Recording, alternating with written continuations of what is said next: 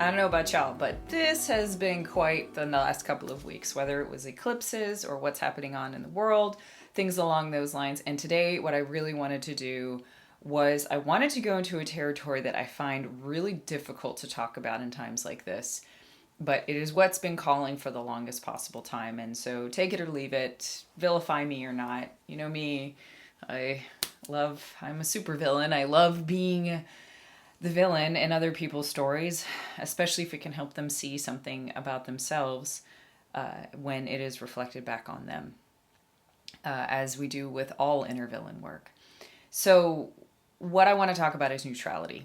So, it's really interesting right now because you have a lot of things going on and you have a lot of people who are really wanting to destroy each other. I say it as proxy wars. When I studied international relations, there was a concept called a proxy war, which was basically instead of the actual thing fighting itself. So, for instance, the Cold War would have been a direct fight, and instead the Soviets and the United States they did proxy wars all over the place. And so for me, that is what feels like it's happening in so many different places between so many different people. I've heard of at least a half a dozen to a dozen friendships who are in major turmoil right now because of what is happening in the Middle East and the polarity that is created from that and the absolute lack of clarity of anyone being able to see anyone else's position. And so it is just this massive hyperspeed fluctuation between people being the victim and people being the persecutor, and no one being able to see their way out of it in either case. And it's destroying relationships. And, I think that one of the things that I find particularly hazardous about this time is that because we are unable to see other people's positions, we are truly in a place where we fundamentally think it's a flaw in the other person's character for them to not see our side. And when we go into that position, I can say nothing other than that we are falling into one of the deepest traps of inner villainy, right? Which is what I would call the eternal child. It's the Norman Bates. It's the 4 in the Enneagram, and it is this idea that your perspective is the only perspective, and the projections that you create are the most important projections. And how much evidence can you get on your side to back up your position as the most true or the most vindicated or the most justified? And so, that's what seems to be happening. And so what I want to talk about in addition to that is this perspective of neutrality. The people who are embroiled in the proxy wars are not seeing that there is a valid third position. They see that as neutrality and as copping out. Why aren't you speaking out? Why aren't you doing this? Why aren't you doing that? And the way that I've kind of come to see this as is a look at what is the goal of what we are trying to achieve, right? In all of this. What is the goal of any conflict that we have? Oftentimes the goal, if we set the goal as there's a stopping of the drama triangle, if you want to say it as simple as that, and people stop harming each other and people stop victimizing or persecuting or rescuing or any of those dynamics that happen on the international stage.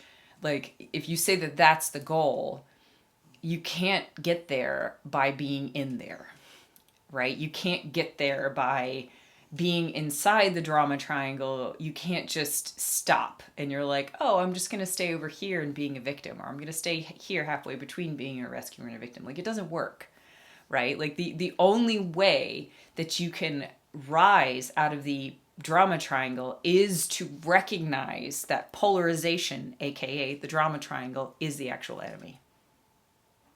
Without that perspective, it is incredibly difficult to be able to come with any perspective whatsoever.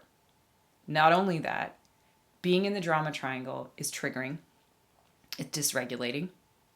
It's going to lead to basically your reptilian brain shutting down your frontal cortex so that you can't actually assess anything other than what feels like an absolute threat to your existence, right? And then and then oftentimes if you get into conflict with someone, that's exacerbated, right? So you're going further and further and deeper into fight, flight, fawn, or freeze.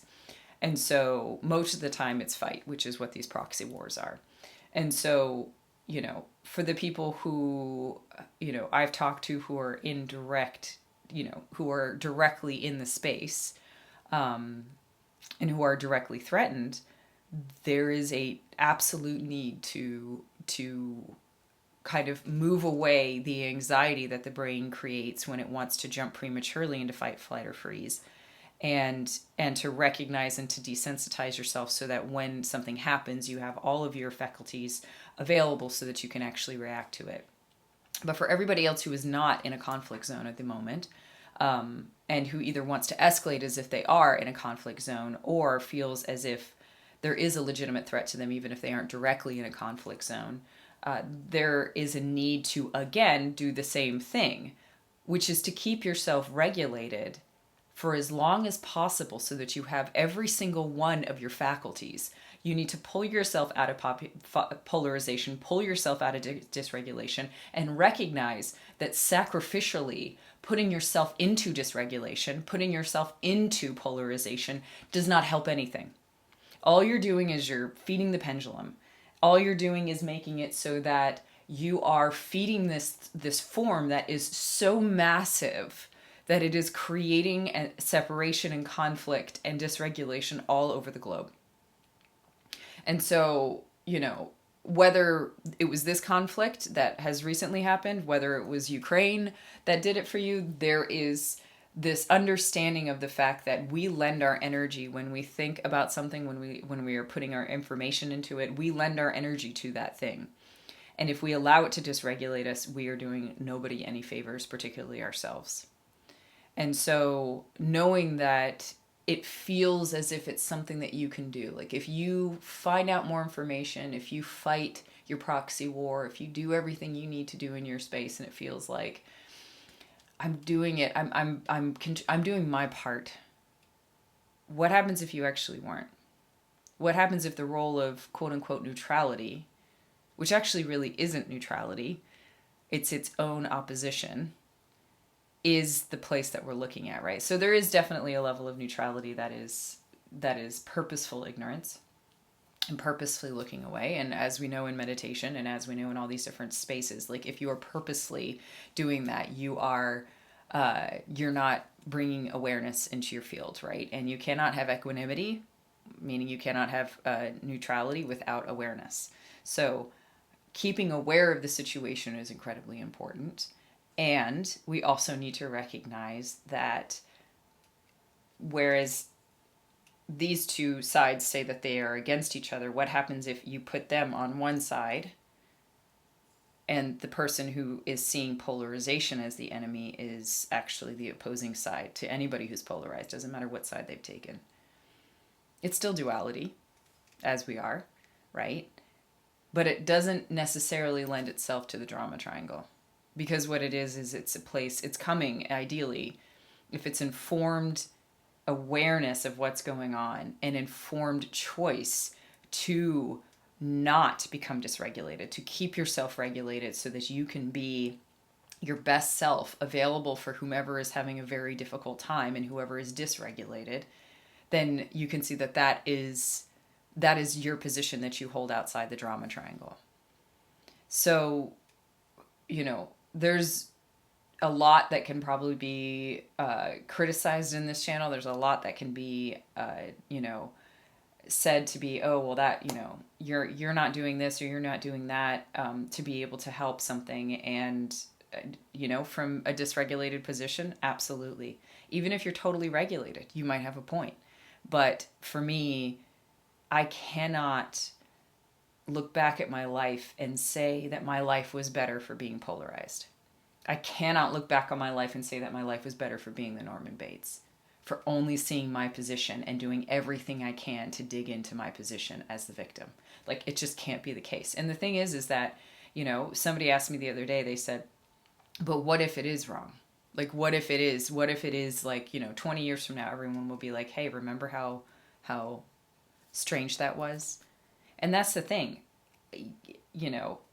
whether we deserve it or not, the lesson is getting more and more and more convoluted. Because in the Second World War, whether it was because of the communication methods or whether it was because the propaganda machine was good or whatever it was, there was a very strong enemy and there was a very clear persecutor and a very clear victim. Very clear. Everything was exceptionally clear, right? Even going back to source material, I was looking at some stuff because I was just like, is this really as clear as it seems it was? When it first started out, it wasn't probably as clear, but it eventually became exceptionally clear that that was what needed to happen. And now, some people will say, well, it is still just as clear. And I say, okay. And I need to recognize that ultimately we cannot see the clarity when we're in dysregulation. We cannot see the clarity when we are in a place where we are trying to dig in. Because once we get out of that place, yes, it does make sense. But without getting into a space where we are taking care of ourselves, we cannot have clarity to be able to see who is the clear victim, who is the clear persecutor. And honestly, the harm of anybody, the killing of any child, the killing of any person, especially if you look at IFS and recognizing that there are no bad parts, the killing of any person is not acceptable in any way, shape, or form. Therefore, anybody who kills anybody who tortures anybody, is the persecutor, is the one who is enacting violence in this world. So ultimately, the recognition of the nuance and the cognitive dissonance we feel that I'm right but I'm wrong, and trying to get rid of that cognitive dissonance is truly the enemy at this point, because there is significant cognitive dissonance, and we have to be okay with that. And once we become okay with that, then we can move into a place where we start to feed and nurture ourselves in other ways to be able to be truly regulated so that we can support everybody else who is not at this point, who is not in a regulated state, and so that we can seek clarity, because we can't do that when we're not truly in our bodies. Thanks, y'all. Be safe. Be kind.